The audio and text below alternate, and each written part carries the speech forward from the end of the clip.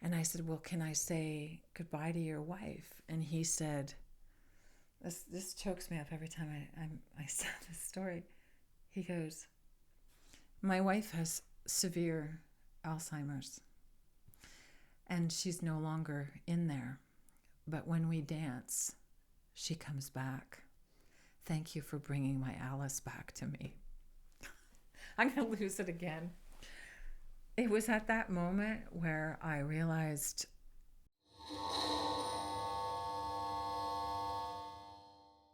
I'm Matt Mack and this is Bloody Mavericks. Today on the show we've got a really special guest, Sonya Coté. Bonsoir. Comment allez-vous? Ça va très bien, merci. Merci pour l'invitation. Ça me fait plaisir d'être ici. That's where my French ends. Sonya is a born artist, as she says, a writer, singer, actor, one-time stripper, and burlesque artist. We're gonna dive deeply into all of those. Of course we are. I'm fascinated and I want to hear your story. Pleasure to have you on the show. Thank you for coming. My pleasure to be here. Thanks. Amazing. Sonya, let's start with the part that we usually dive deeply into, which is the backgrounds. You've got the whole palette. I do. It's quite the gamut. Oh, yes, it is. It is. And there's French, because you've been born in a Quebec side. I was born in Montreal. Montreal. Yes. Okay. Your father is a Quebecois. My father is Quebecois. We think there's a bit of Scottish sprinkled in there because he has a red beard and he's fair-skinned. Yeah. So we're not sure. His father died when he was 6 months old. And his father was apparently a Coté, but his mother was also a Coté. Oh. So Coté in French Canadian history is like one of the oldest names. Yeah. It's one of the original 4 or 5 families that came over on the expedition in like 1636, I believe was the year. Yep. So so who knows? I mean, and I could have sworn, as I mentioned to you when we were talking, I'm sure I had indigenous in there, right? Because there's the indigenous people named Coté. Yeah, that's right. Not a speck. It was such a surprise, and I didn't know what to expect from that, but I didn't expect that there would be nothing, because of all this blending and stuff. But his side is pretty clean in terms of pure laine, as we say in Quebec. Okay, and how about your mother then? My mother is English and Irish, primarily, and we're not sure about some other bloodlines other than she had a great-grandmother who was from Quebec, l'Assomption, Quebec, which is like this very far north town. Remote kind of town? Yeah, it's very remote. And the irony is it's like a few miles away from my father's mother's people. Oh. And that's funny because when I grew up, it was during some heavy referendum time. We called it referendum time. Canadians would know what that means. It was time where the French were striking out on their own and they were trying to separate from the country. One of the, half a dozen times they've tried. And there was a lot of anger towards a lot of people. And so my mother was Anglophone and my father was marrying this Anglophone. And that was like a huge no-no. So it was like, you're marrying this English woman from Newfoundland. She was born in Newfoundland. And it turns out that my mother's maternal lineage was from the same town as my grandmother. So if there was ever a case for, can we just not argue about where we're from? That's it. It created so much strife in our family for no reason. And but in the same time, the times were completely different. You couldn't know all of those small nuances that were coming along, and a lot of people were even losing it as they went, right? As there were more kids coming, people were, as in your case, there is someone from Anglo-Sass part coming, someone from Quebecois. Well, the English people were always established in Quebec. They were established pretty much from the same time as the French people. It's just that they kind of chose their quarters to gravitate to. And the trading, though, initially was with the indigenous, with the English and the French. And apparently they had different relationships with the French as with the English. Depending on who you talk to, one was better than the other. Yeah, but I suspect none of them were all that great. So I remember before we're gonna dive into those stories, I wanna start with what we have here on the table today, because it's gonna get colder. It looks amazing. So how would you say it in French? The farci or the farceuse, it's probably a pet name that they've given to this dish. Les farceuses, F-A-R-C, C with a little thing on it, O-N-S. And probably originates from the word farci, which means to grill or to cook or to braise somehow. Farci is usually reserved for something like meat. You would say, a piece of meat that was farci, that was cooked that way. In this case, it's like a spinach pancake of some kind. Yes. And gravlax, which is salmon. We got tons of salmon in Quebec. And of course, les frites. But these are not frites, they're more like wedges. If you were in Quebec, you would have wedges like this in a family restaurant, or you would have frites in a dinner restaurant, a nice restaurant. Yeah. Awesome. And to top it out, we've got Pinot Noir from France directly. So we would approve. Just for a taste. Yes, that's great. Go ahead. Can I serve you? Oh, please. Okay. Please serve yourself first, so you. Okay. I know. Anything with salmon, I'm in. Oh yes. I'm in. Oh yeah, I love salmon. I was a vegan for 4 years, so this stuff was just for tasting. Thank you. That's great. That'll be tasting for a while. And when I'm on the floor, you can stop me tasting. So we would say in Quebec, here, serve yourself. And we would say santé. Santé. Santé. And then you have to look the person in the eye when you drink, because otherwise it's not polite. Oh, that's lovely. Pinot Noir, yes? Pinot Noir. Lovely. How long you are not drinking? How long have I not been drinking? Yes, because... about 30 seconds at this point. I'd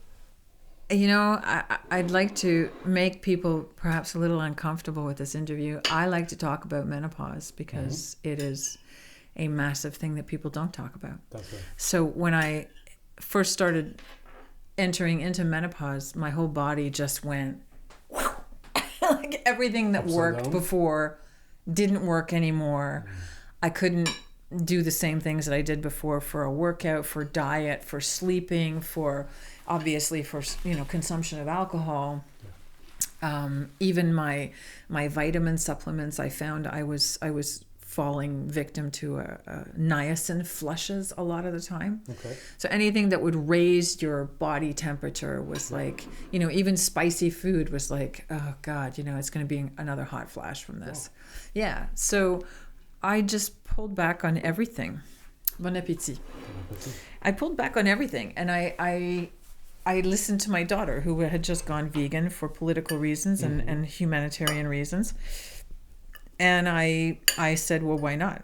I'm in the flux right now of my life. Yeah. So I'm going to try something completely different. So I gave up all, like vegan, 100% vegan. So eggs even were off the menu, and dairy and all that stuff. And I also, for the most part, gave up gluten because it just never agreed with me. And while I was overhauling everything, I thought I'm going to overhaul this.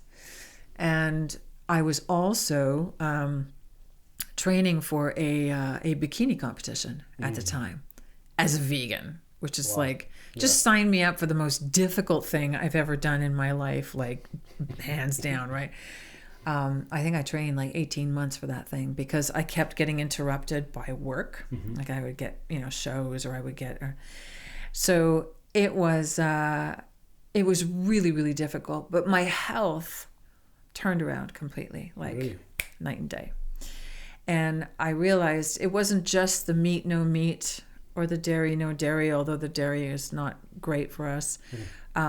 It was the fact that I was eating more vegetables than I'd ever eaten in my life, and more legumes, more soy products, which are great for women in menopause, and no alcohol, no caffeine coffee, no sugar, no, and it took an overhaul of that magnitude for me to finally say, okay, this is what this is about. And it's not about restriction of calories necessarily. It's about overhauling your life. You're at that midpoint and you go, okay, well, I got to reinvent myself here because I got another 40 years to go, right? For sure. If you're lucky. So at which point, was it directly after the competition, or was it sometime after that you decided? What was the moment where you started to eat meat? Or not even meat per se, but kind of tweak and change. That's good. It's amazing. Your diet to kind of what it became right now. Well, I noticed that like typical of a lot of women that enter menopause, my skin changed quite a bit and it became very dry. Okay. And my hair as well. My eyes became dry. My skin was also itchy. And no amount of cream you could put on it was actually going to help this thing. So I started to introduce more fats in my diet once the competition was over, because I'm sure you're aware when you do these competitions, not only was I vegan, I wasn't eating anything that had fat in it the last 2 or 3 months as I was stripping down. And I mean, I'll tell you, it looks great in photographs, but in person, it's like, your face is emaciated. You've got all of these veins in your neck, and you can see all of the sinews in your body. And frankly, I did it because it was a great bucket list to do. It was on my, let's do this for fun. I would probably never do it again, because if that's what I look like on the outside, you got to figure my body is just screaming on the inside for fat, right? That's right. So I started to introduce more fats, and avocados weren't cutting it, and anything else. And then a friend of mine, her and I used to eat ridiculous amounts of steak before. And when we eat steak, her and I, we have this in common. It may as well still be moving on the plate because I have it blue.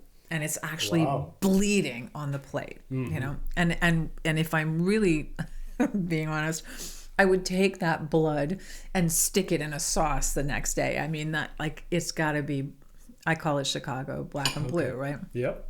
So she and I sat down. I said, I got to eat I'm craving a steak. It's been 4 years. And so we went out and we got a steak, and I mean, I just about fell on it. It was a rather embarrassing moment, and I just couldn't get enough. And I realized my body probably desperately needed that. But I never went back to the quantity that I ate it. Never. Because what I learned along the way of being a vegan was that we are indeed not only killing the planet because of all the consumption of meat and dairy that we do. And it's not just the animals, it's the feeding of the animals, and it's the water to make the food to feed the animals, and it's the runoff in our water sources from this contaminated stuff, and it goes on and on and on. And these animals do not have a life. They just don't. Yeah. So nothing is worth it to have sit on my plate that has had that kind of a life only to get killed in a rather inhumane way so I can enjoy it. I just never went back to enjoying it that way. What I enjoy is venison. You want to shoot it? I'll put it in my freezer. Yeah. You want to have a farmer that makes I don't know, he's got 12 turkeys. He doesn't have 245,000 of them. He has 12. Same with eggs, same with cheese, same with, any of that kind of stuff. I never went back to consuming it the way that I did before, just because I can't live with myself. And there was nothing harmed except the salmon here. Yeah, that's right. And so in terms of picking and choosing the type of food, would you be looking at going anywhere to eat out? Would you be looking into having grass-fed, organic? Yeah, I would. Not 100% of the time, but 80% of the time. And furthermore, I don't really go out that often to eat. Mostly because I cook. And I cook some great stuff. I love cooking. Cooking for me is During the pandemic, the worst thing was, of course, we were all at home cooking, but I wasn't cooking for anybody. Mm-hmm. It was just my partner and I home, staring at the walls, going, geez, I wonder when this is going to blow over, because, we'd like to have some friends over. So I didn't cook for my parties and stuff. We also moved back to Montreal during most of the pandemic. And best thing I ever did, actually, was get out of town. Why is that? Again, damn, this is good. Again, it was, I think it was like one of those, I was in a year and a half into menopause. My kid had left home, and my whole life just didn't resemble what it had resembled for the 20 years prior. And I always wanted to go back to live in Montreal. And I'm super glad I did during the pandemic, when there was nothing at stake. There was no job I was leaving. Mm-hmm. There was no agency that fell apart or whatever. I just went because the whole world stopped. That's right. And we snagged ourselves a 2-bedroom apartment for like $1,600 in the middle of old Montreal, which, by the way, became a ghost town. Really? Because they were all Airbnbs at the time. So when all of that stuff shut down, there was nobody there. It was amazing. It was it was beautiful. And that old port in Montreal, given the 1636 history, from my side of the family, had probably never been more abandoned. Since it had been created, it was probably never less busy. Wow. 2 people on the road in a day. Yeah. Yeah, it was great. I miss it. Yeah, there was some advantages to the COVID. There was. But it definitely been a challenging time for everybody. And, and people being afraid or not even trying to go out, even though fresh air is a solution in many cases. I know. And just breathing air, I would say. I think what I'm noticing more and more today is like a lot of this city, for instance, we are all stuck in cubicles or closed buildings. Yes. And most of them do not have even openable windows in them. True. And the air that is there, it is air conditioned, but there is no air in it. No. Because that air is just being twisted recycled one too many times. I know. Right, I know. It's the whole thing. I don't know how you feel about it, but that whole COVID thing was like, I think it's the sign of things to come. I think our rights are slowly being eaten away, and that was a kind of, my brother said it, my older brother said it. He said, this is like a test. And I'm like, you sound like you should be wearing a tinfoil hat. Like, really? This is like some sort of conspiracy that you're working. Like, I was making fun of him. We shot a video. He and I shot a music video in old Montreal in the middle of COVID. Wow. And it was like there was nobody on the street. I should show that to you because it's quite a trip. But he said that, and I was like, well, sounds really paranoid, He said it's because they're going to ask us to do more and more things that go against the grain of being social. Yeah. And now I understand he's probably 100% correct. I don't know that the safety measures helped, certainly, to stop the spread of it, to slow the spread of it down. Yeah. But at the end of the day, I don't think, unless you were immune compromised or, that it was handled very well. That it was somehow, a real emergency thing. I think it was just, let's see how far we can push the public. Yeah. Let's see what we can. I mean, I know this sounds like crazy, and I'm not here to talk about it, but I agree. Yeah. I agree. It was terrible time, and a lot of people who I talked to, they couldn't kind of grasp the idea. I had some deep conversations, and probably I shouldn't be talking about it on this podcast.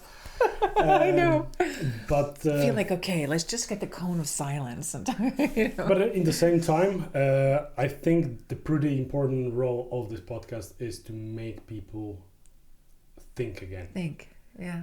And be critical and have that skill of critical thinking, and it is becoming a forgotten art. It is, and it's pretty hard to look at it, even in terms of what you just mentioned about what government was doing, what officials were doing. I was telling to a lot of my friends, like, history loves to repeat itself. It's not even likes, it loves to do it. And I was saying, I was born in Poland. Yes. The next step is what was there in before 90s, which is empty shelves. Wow. Which is government guidance and oversight. And we can go further and deeper.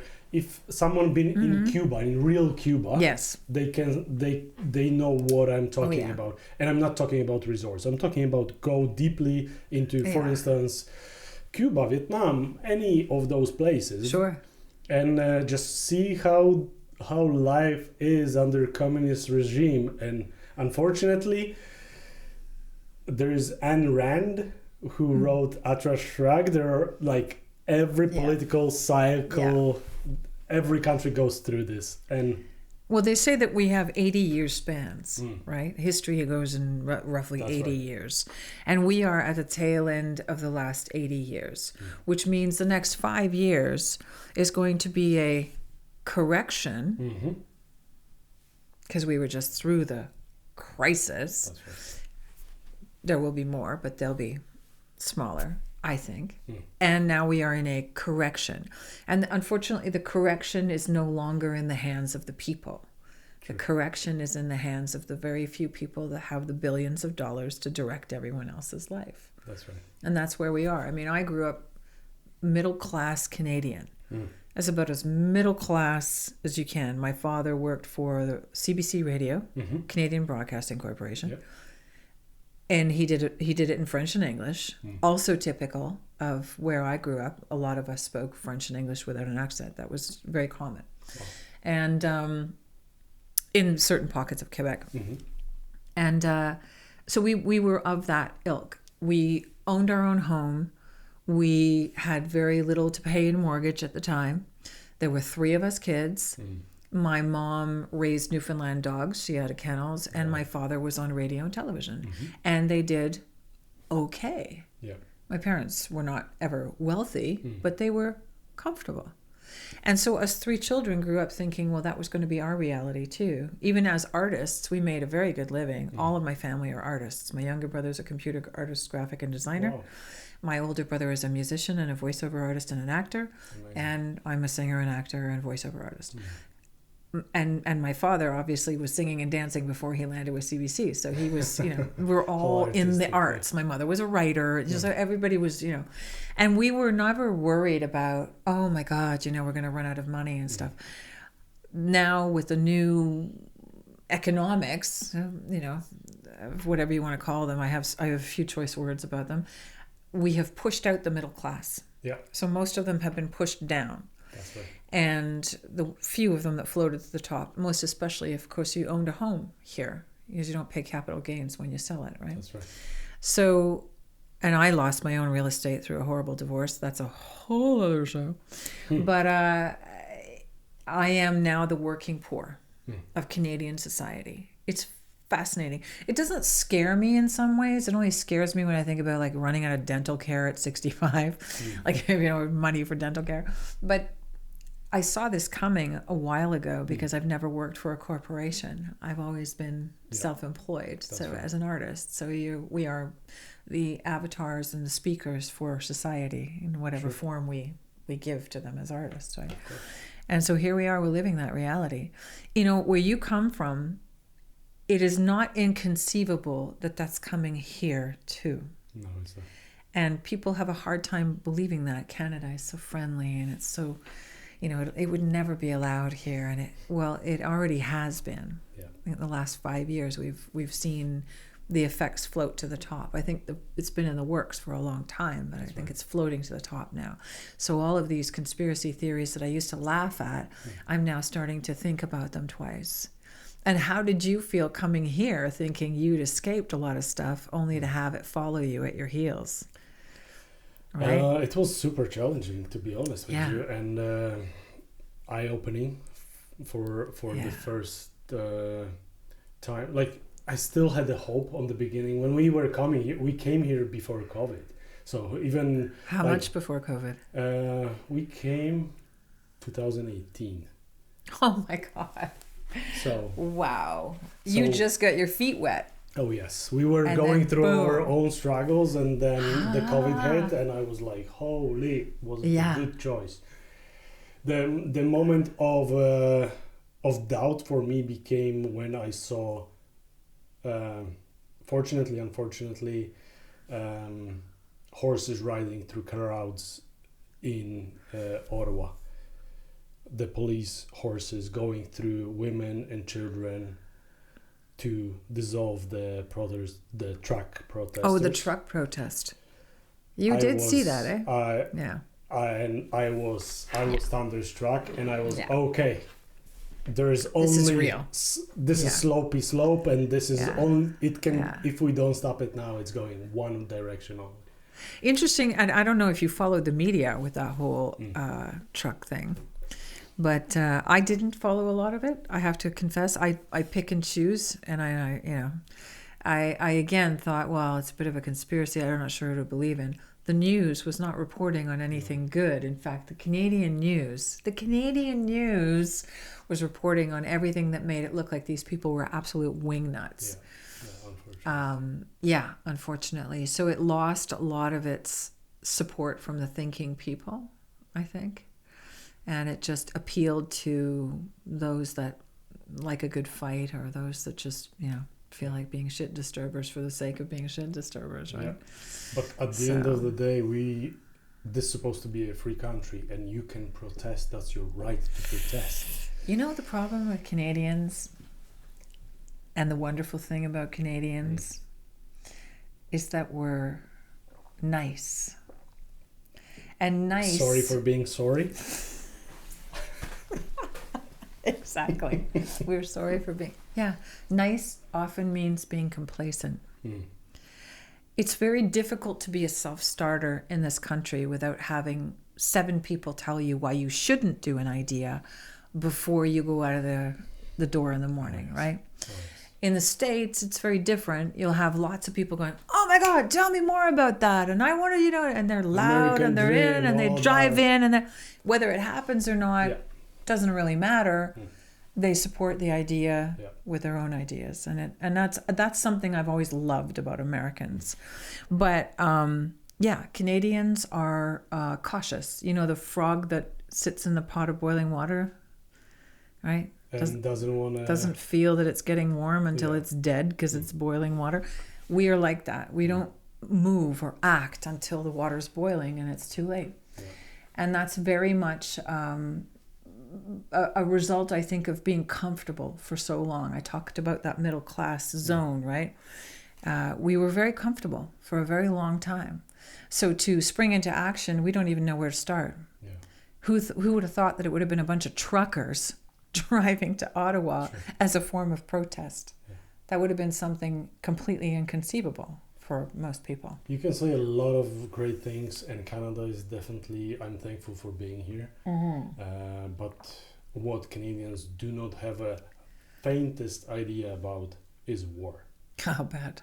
We've never been in one, really. Well, but obviously fringe. Sending troops to other places for support is one thing, but being involved in the war is completely different story.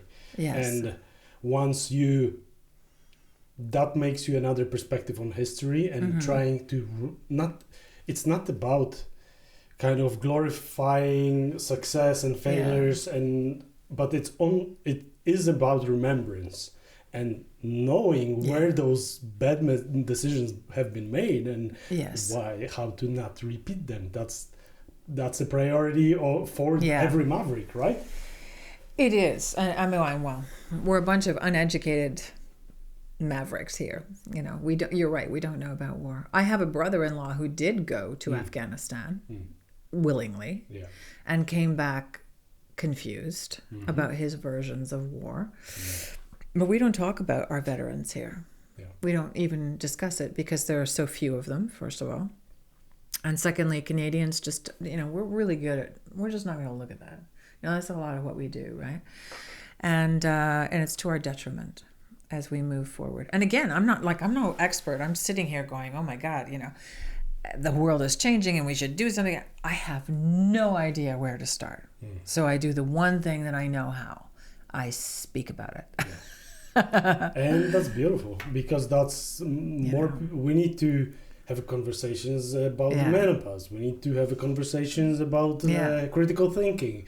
We need to have those conversations, otherwise, or history per se, because otherwise we are losing it. It's interesting, I think you brought up a thought of mine that it will not be the born and bred Canadians that will be leading any revolutions. It will be the people we brought over here ostensibly to give them a better life because they're from war-torn countries. You guys will know how to lead a revolution. Canadians will sit around going, I don't know, what do you want to do, right? I just know it. We won't have a single clue as to how to start a revolution. So my point with having this podcast as well is, and this show in general, is to show everybody that if you look far enough, there is more to you than Canadian. Yes. There's definitely more. Just if you do not believe that you are you feel complacent and you feel I'm here, this is how we do it. Right. Look far enough, far back, then you will see that your predecessors have been trailblazers. They went through rough seas. Half of them died through it. Yes. And those who landed up here, they were the mavericks, the real freaking mavericks. As we spoke before the show, even there's bloody, literally bloody to it, but there is also a lot of that bloody, meaning a lot of different backgrounds and mixes and all of that they bring to the table as well. In my family, in my heritage, oh my goodness. I mean, I think I explained to you, we used to call the women that would come over here les filles du roi, the girls of the king. It was a nice way of saying working women, working on the streets, working as prostitutes, homeless, charity, orphans, anything that you can think about that was a fallen woman in terms of Catholicism was sent here to marry the guys that had broken the frozen ground to start planting whatever it was they were planting. You look at that and you go, well, isn't that lovely? And part of me is really proud to be from stock of what I call convicts and whores. And I say that with affection because I kind of like that. It's sort of like swashbuckling pirates, right? But at the same time, now we're talking about our home on native land. We are on native land. Who are we kidding? What, Quebec passing this new bill, Bill C-96, saying you need to have all of your business conducted in French, and every other platform that they've ever tabled to preserve the culture of the French. Well, yeah, I get it. You are amalgamating with the rest of the world. Hello, it's 2023. Yeah.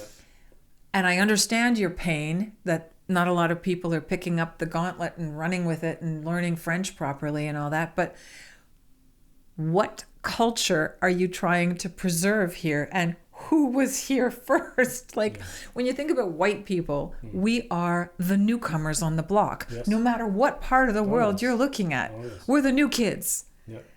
And we're telling everybody else how to run their life. I think it is awful and hilarious at the same time.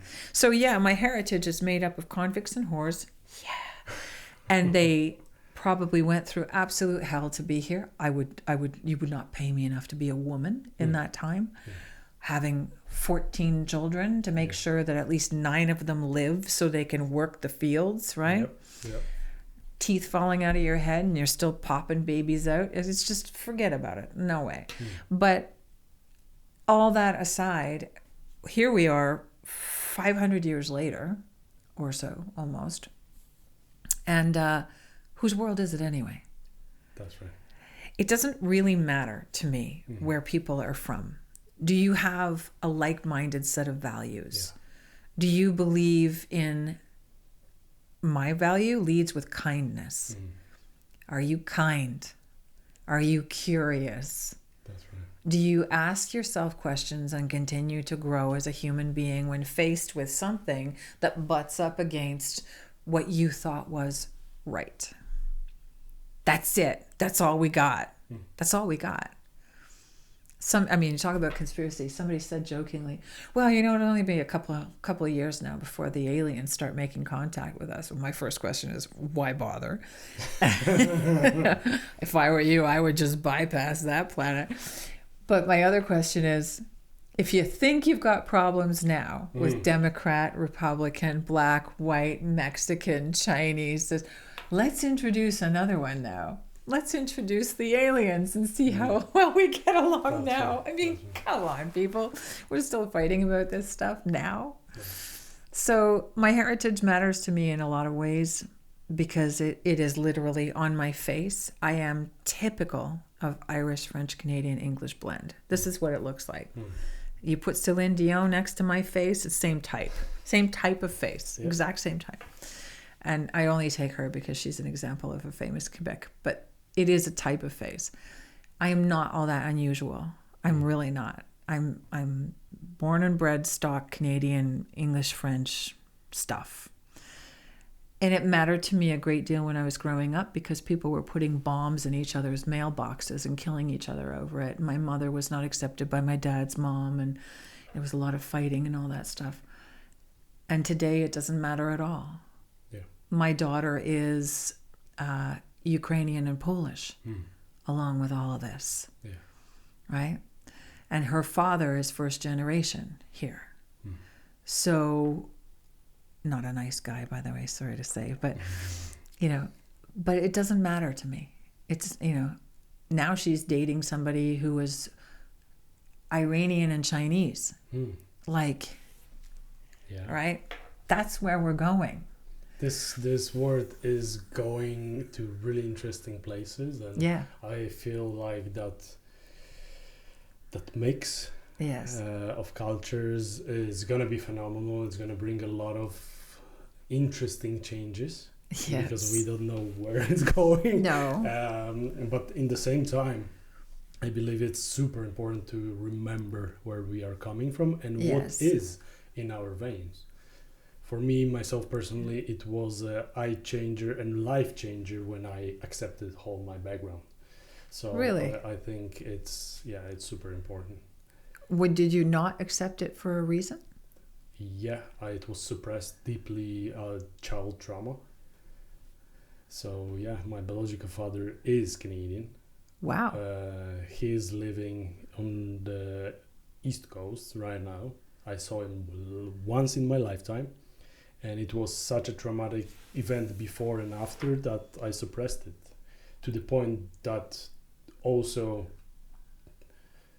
it was like a young kid growing up in Poland, which was torn apart from all the sides, and being part of that bloodline side on my mother's side, and then adding my biological father, who was Jewish, Russian, and Kazakh.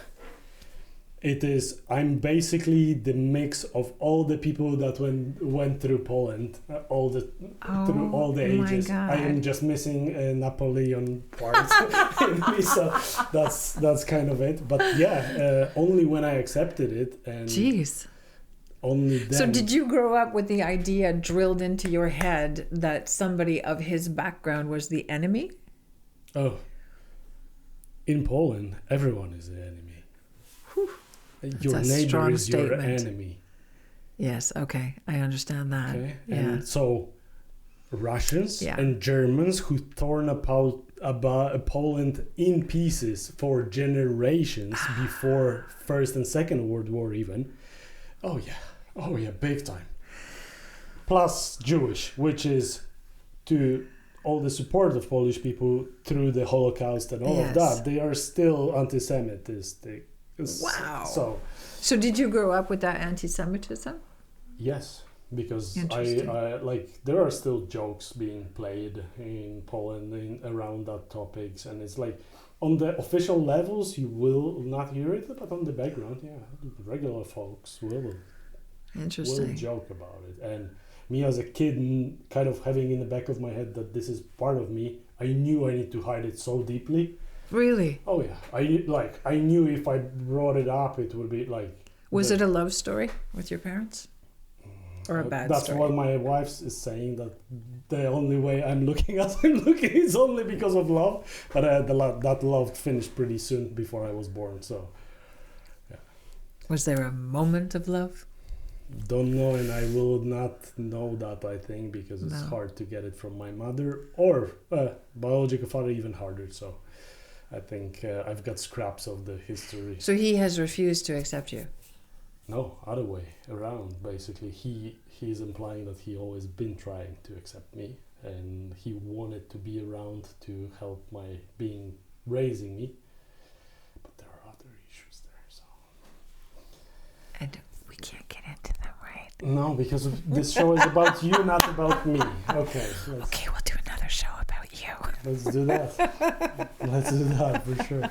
So let's travel back in that probably 10-minute span of my monologue. Well, now you got me fascinated. Now it's like you put a suitcase on the table and you said, "Don't open it." No, because that's a Pandora's box. So.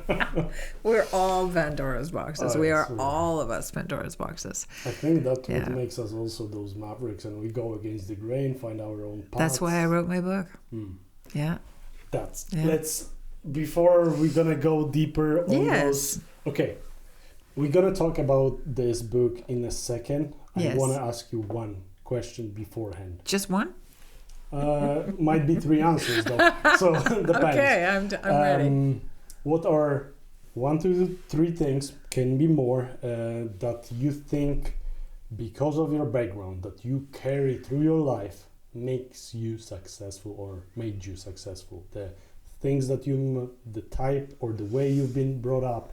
Right. The things that have been instilled in you, the way of doing things, speaking French, for instance, or other things that might come to mind.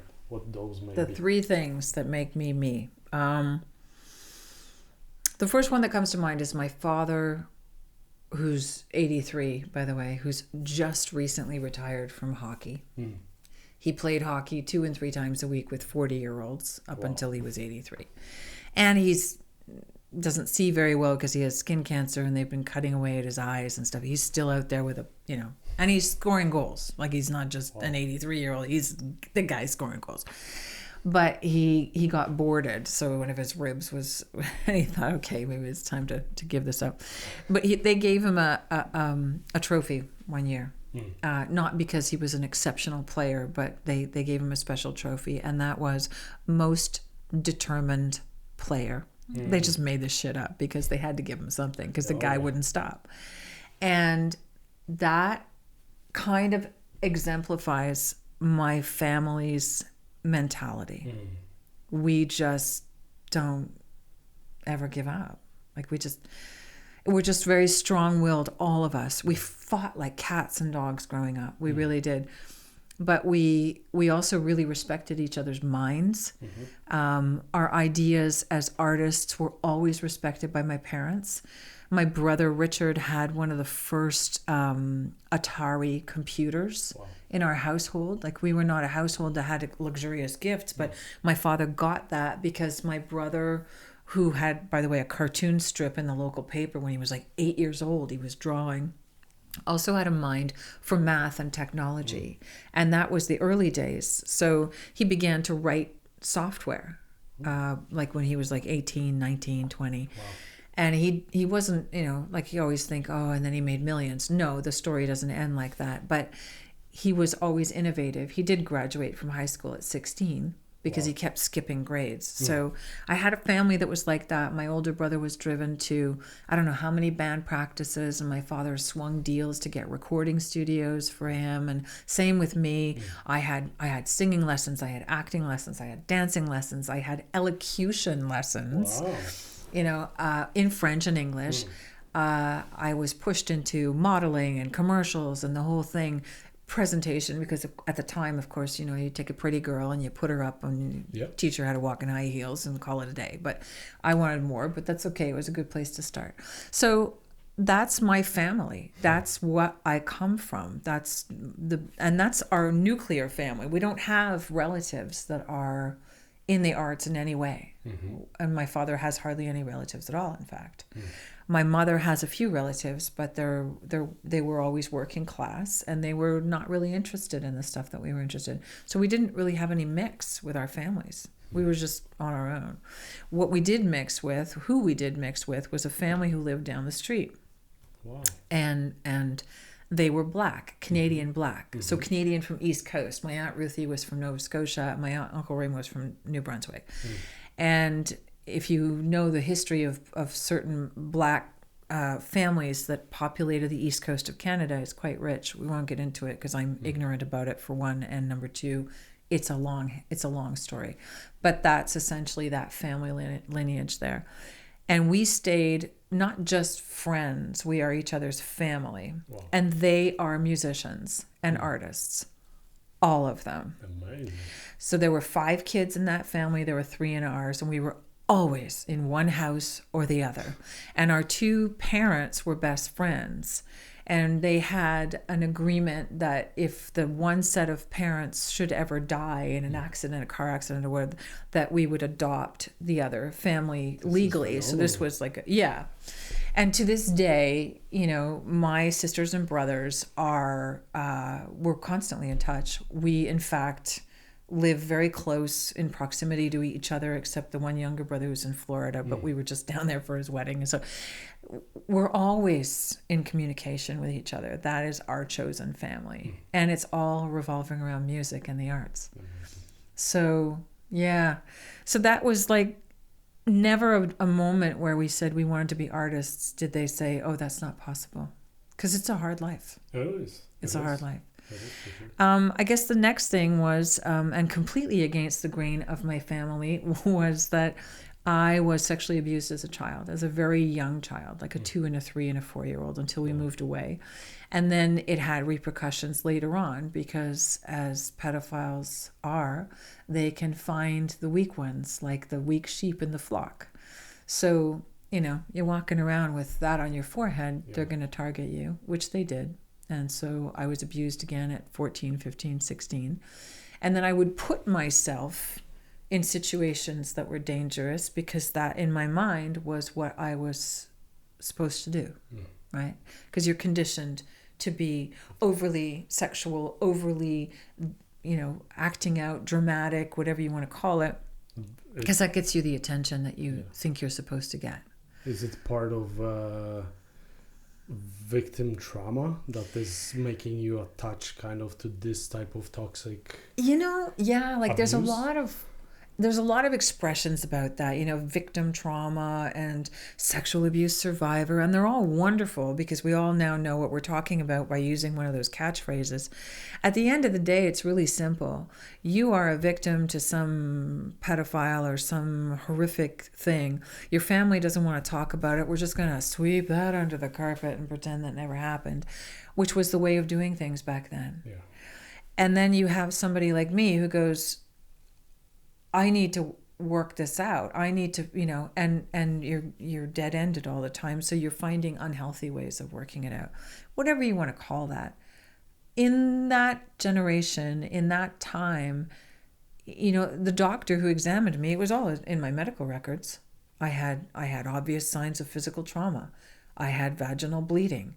I was on antibiotics for infections as a 3-year-old, So, and my mother was, I guess, doing her best, had some issues with Valium use for her, as was typical of a lot of women back then too.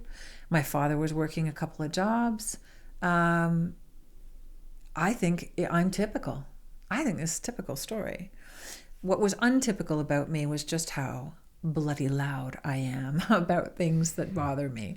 And I would not stop until finally I wrote my book, because my family tried to shut me up for many, many years. Let's not go there. What does that say about us as parents? You're going to embarrass your family. You're going to, So I just took a page from their book and said, well, you know, you told me I could be anything I could want to be, so I want to be honest.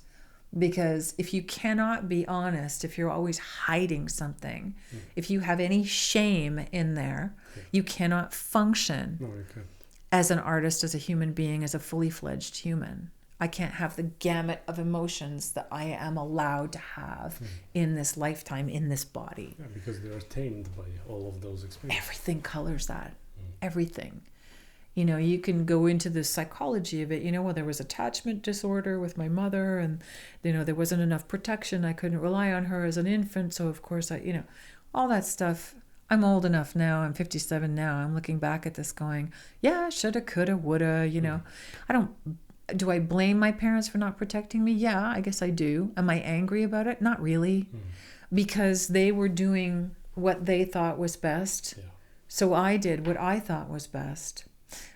The shame about that, though, the unfortunate part about that was that my mother, after I wrote this book, did not speak to me and died about a month after it came out. Wow. And that was really, really heavy.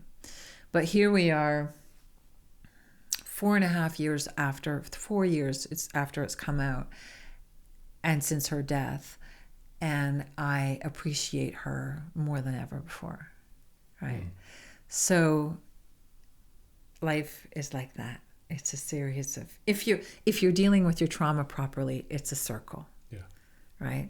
Trauma is, I like to say trauma, in the famous words of Gabor Mate, is an event that has scarred you, that is unresolved. So trauma happens to everybody. That's right. That's what life is. It's a series of traumas. You fall down the stairs, you get abused, you get shot, you get it, you know, whatever it is. Yep. If you don't deal with it, it becomes trauma. Yeah. Right? That's right. I hate it when people talk about trauma as if it's like, well, that's it. You've got trauma. You're stuck with this trauma forever. It's not true. You're not. Trauma is unresolved stuff. So my resolution was to write the book and to have by the way, a spectacular life in between that happening to me and now. I just did it a lot louder and a lot more exuberantly than a lot of people. But sometimes inside, I was still not alive, as much as alive as I could be. I often wonder, like, what kind of an artist I would have been if I hadn't been sexually abused. Would I have been more successful? Would I have not hesitated or had the mistakes happen? And I do call out some people who abused me along the way by name in the book. People in the entertainment industry that shouldn't have done what they did. So that's the second one that I think has shaped me more than anything. Definitely, it is. It's huge, yeah. I honestly, you can't take that part out and have the rest of me as an artist because I built my whole life as an artist based on a lot of body-centric working out my issues. Love it. I can't say I have any regrets about that. I guess the third one would be that I am, still surprising myself sometimes, eternally kind. I am eternally kind. I had an ex-husband who took me to court for over 9 years, destroyed me financially, took away my house, took away my savings, took away, like, real estate I actually bought myself, not with him, and left me literally destitute raising my child. And I went through a lot of anger about that. But at the end of the day, all I feel at this point about him is sheer sadness that he felt like he had to go through those extremes in order to feel somehow better about himself. And I know that he never will, because he's got trauma. He's got a lot of trauma. So that's how he chose to work it out. And in the court system, I don't know if you ever heard of the court system. It's like being in a spider's web. You can't get out. You know, it's a pretty... You get entangled and that's it. Yeah. I mean, at one point, I was actually thinking of changing some of our laws here in Canada, our family court laws, because they clearly aren't serving the child, let alone mostly women, not always women, but mostly women. But they're starting to evolve now. Yeah. But those are the three things I think that if I always said in the middle of that battle, I said, if on my gravestone I have something really sardonic and sarcastic, I have failed. If I have something absolutely wonderful and loving and sweet, you know, if you can make it to like 90 and still be kind, then you've succeeded. That's the ultimate skill for sure. Yeah. If you can continue doing that through your life and not get sidetracked or derailed by life. Yeah. And you've got a lot of reasons that you could. Everybody does. Really? You said something important that also your husband was trying to deal with his own traumas by taking you to court. I don't think that's dealing with trauma. It's like putting a powder on the pimple. Yeah, I know. Type of. Well, it's okay. I mean, I think, you know, my daughter is in touch with her dad. I encourage that because that is her dad. And I like to, I mean, I alluded to it for you earlier. She was conceived. I didn't love him. I wasn't in love with him. It's a long story. It was my second marriage. My first marriage was not to a dissimilar person, but certainly not as vindictive in any way like he was. But similar personalities. I think we're drawn to a type, right? But that was a very famous family. My mother-in-law was Margaret Atwood, the writer here in Canada. I don't know if you're familiar with her. Yes, for sure. And that was like just a culture clash. That was a culture clash. That was English WASP Toronto versus French Canadian Irish English Quebec. Like my family, we talk like this with all the hands going and we're arguing and we're loud and we're laughing and this family was like very reserved. Dying. So 7 years in that family, and I was a stripper at the time. Wow. So it was like I couldn't tell them about that. I couldn't, you know, I was told by my husband, don't talk about that. And so, there's a whole chapter in this book called it was a story, it ran on its own in Globe and Mail, called Tea and Mona Lisa Smiles, but it's the same in here, same story, about going out to lunch with Margaret Atwood before my wedding to her stepson and telling her that I'm a stripper. It's like I would love to see her face. It was, yeah. It was weird. It was so weird. Yeah. So I left that relationship and then jumped right into another relationship with someone that I think is a sociopath. But yeah, like, you know, giant mistake, right? But my daughter was conceived in a moment where I knew I was ovulating. I did not want a baby, but some part of me did. And I took full responsibility for that. And yeah, so she was conceived with all of the best intentions of that moment. That's how I like to say it, yeah. And her father has some good qualities, obviously. I mean, we're not all evil, right? Yeah, of course. And she got them all. So as far as I'm concerned, it's like, okay, I lucked out. My daughter's pretty spectacular, you know, and it is luck of the draw. The deal was made. Yeah. Wow. Yeah. So on the note of I'm Not Naked being your memoir, yes, and everyone can order it, find it on Amazon, yes, or either in the hard copy or Audible. That's my choice of book reading. But we're gonna also put some links later under the video and audio as well. Tell me most liked by yourself part of this book. Oh, well, as a performer, you know, when you dream of being a singer and actor, you're always thinking about the biggest possible stage with the best lights and the best show and the best this and the best that. And, you know, and it's wonderful to have that to pitch to, because you usually end up falling a bit short. Instead of being scared and starting over here and inching your way forward, I always believe just go for it. Land wherever you land, right? So I went for it in many ways. And I was just coming out with my second album, I believe, and I was doing a lot of interviews on TV, so I was everywhere on television, and I was also doing a lot of acting. So it was like you know, the couple of years where you have like a highlight as an entertainer, you either catch it and hit superstardom, or you just kind of stay there and you work nicely, or you have years like this. And so I had option 3, where I had, you know, many years like this. But the one pivotal moment that changed everything about the way I see art and the reasons why artists are on the planet.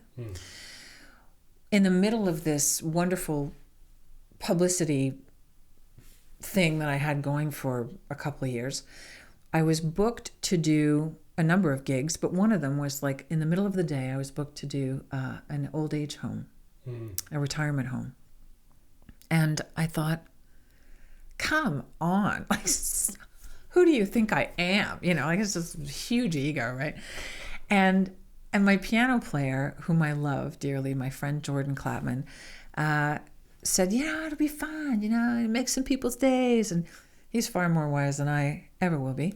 So I said, okay, fine. But, you know, I'm like here under duress, okay?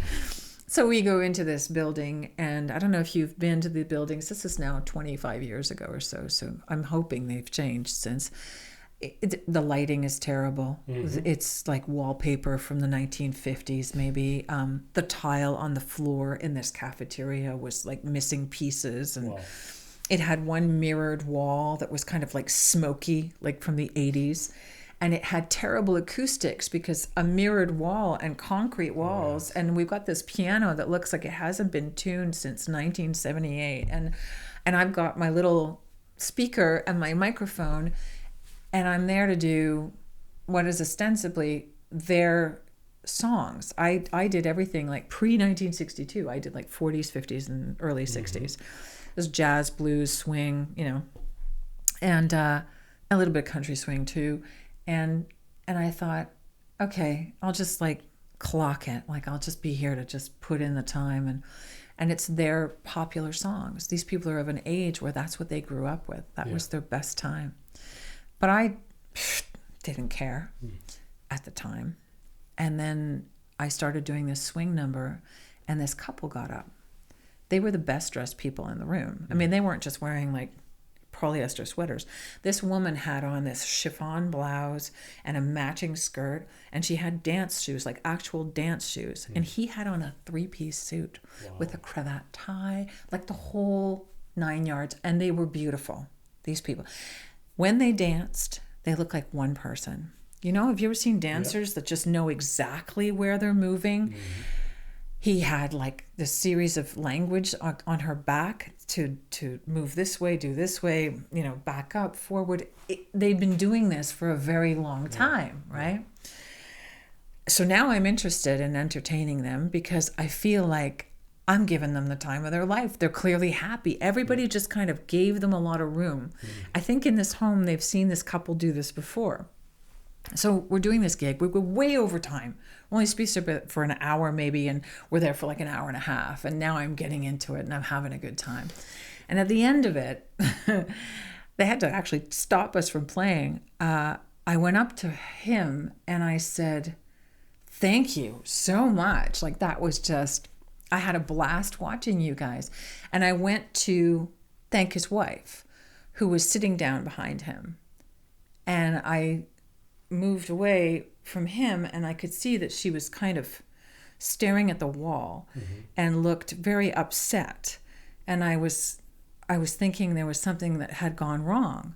And he kind of took me by the elbow, and he very gracefully said, we've been dancing for some time together, and we used to go all competitions in the 40s and 50s, and I said, well, can I say goodbye to your wife? And he said, this chokes me up every time I tell this story. He goes, my wife has severe Alzheimer's, and she's no longer in there, but when we dance, she comes back. Thank you for bringing my Alice back to me. I'm going to lose it again. It was at that moment where I realized what I do matters on such a profound level in ways that we don't even see. True. A word to a grocery clerk, a song to a child in the park, a woman who needs help with a box because she's moving, having left her husband and nobody to move the sofa in the truck. It doesn't matter what gesture you are doing. Never underestimate how powerful it is for that person. Yeah. It changed my life. So that chapter is called Frank and Alice. It is phenomenal. I've got tears in my eyes just listening to I know. And it's an unbelievable thing, but it happens all the time. It does. Yeah. I feel that once you move past doing your job and going with your gut and going towards what you feel it's right at the moment, that transforms everything. It does. And it comes back to what you said about, we're becoming so complacent that people don't know how to act anymore. I think a lot of it, we've heard it many times, social media has certainly eaten into our humanity because we're not looking at each other anymore. We're looking at our screen. That's right. It's wonderful in many ways, but it really, it cuts off our connection if we let it. I don't know what it will take for this world to wake up to itself, to each other, to, will it be a war? Like you say, will it be a war coming here, you think? Will it be that we are all so starved out of our comfort zone, living in our $6,000 apartments here in Toronto or any other big city, barely able to afford anything anymore? I don't know.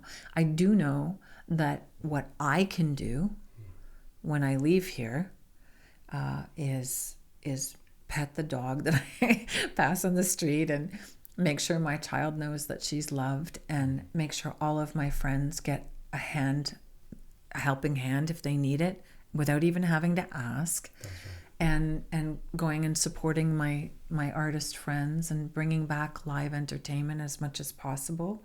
I may not sing anymore, but I'd love it if they did.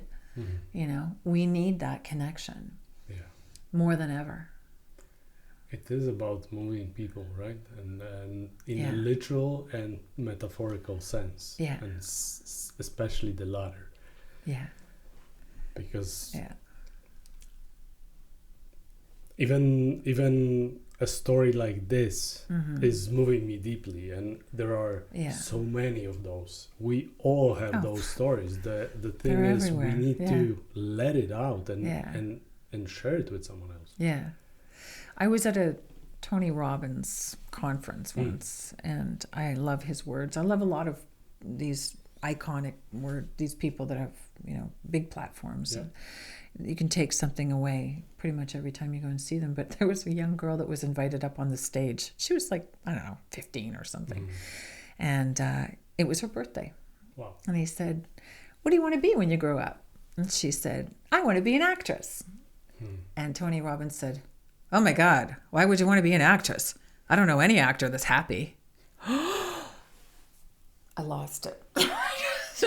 In a sea of like 2,000 people, I literally got up out of my chair and I found her in the crowd after she came down. I literally had to look for her for like half an hour, and I plucked her out and I said, I got to talk to you. And her mom was there, and her mom and I and her daughter sat down later, and I said, I have to talk to your daughter. And I said, you will do anything your heart tells you to do. I don't care if Tony Robbins told you not to. I'm an actor. I've had a great life. Yeah. You know, I had to undo that programming. I couldn't let it sit in that girl's head. That could have been that moment where she decided not to. True. Asshole. He was an asshole. I was so disappointed in him. There are those little moments where, like, if you go to the topic of trauma that we were talking, like a small little gesture or lack of it can create a traumatic event in a child's life forever that we do not even realize. And person with such a voice, literally and metaphorically, because he's a giant of a person, plus he has gigantic voice that travels through continents and masses of people. Yeah. It's as much good as it can create, there's as much harm it can basically create at the same time if it's not cautiously. I mean, like, you know, maybe he was thinking he was doing her a favor. I don't know. I mean, obviously he didn't get to where he is just by being a total asshole all the time. Yeah. You know, he has fine moments too. But yeah, we have to be careful. We also have to bring our mistakes into the way we shape our children and not apologize for them either, as long as, of course, they're not devastatingly dangerous for your child. You know, we're broken when we have them. I've heard somebody say, we're broken people when we have children. This is the best that I got. I got this. Do you want some of this? Because genetically I can pass this on. And that's what you're stuck with. That's what you get. So I think in that way, that's how I forgave my own parents and forgave myself even for a lot of the mistakes that I made. Yeah. And that's all we got. You have to be mindful, but you also have to be true to yourself. The only difficulty I have with that is if somebody comes up to you and says, when you said this, you hurt me. Or when you did this, you hurt me. And I feel that if somebody's brave enough, because it takes a lot of courage to say that, you should have the courage to go, oh, okay, I'm listening. What was it? Let's talk about it. And not a lot of people do that. No. It's hard. It is. Yeah. The first reaction for a lot of people, and many times for myself, is defensive mode straight away, right? The wall. The firewall comes up and I don't hear anything after that, right? It depends on the situation, obviously, but we should be doing more of that for sure. And coming, not the defensive mode, but listening and wanting to change and get better. Yeah. What's the sense for staying the same, right? Yeah, there's no point, actually. I can't imagine dying and going, geez, I was so bored. That would be like a total fail, right? Yeah. It is, it seems like the struggles that you went through, the way that all those situations in your life been connected to one another and made you way stronger. And I have a book in front of me all the time. I'm just looking at the title and it's like, I'm Not Naked, and it makes so much sense because in one way is you are getting the most naked ever when you speak your truth. Yes. Like being naked physically has not, like, it's uncomparable to being naked when you go deep and open up. And the funny thing is about the title and it's the connection of the words is that once you get naked to that point, you are no longer naked. Exactly. You're actually the only person out of all the interviews I've done for this book that gets that. Wow. That's what I meant. And then there's a little anymore. I'm not naked anymore in brackets. Well, it's a pun, of course. It's a joke. But yeah, once you have peeled all the layers away, it's kind of like, I used to hide the fact that I was stripping. I couldn't talk about it. I had to lie about it. And lying is a terrible thing. I lied about my past. I didn't talk about my abuse. That's a lot of stuff to carry around. It gets really heavy, right? Oh, yes. Once you start talking about it, you've taken the power away from other people to take the power away from you, right? And then you're right. You're standing there naked, but there's just nothing they can do to hurt you. Yeah. You are what you are, right? That's right.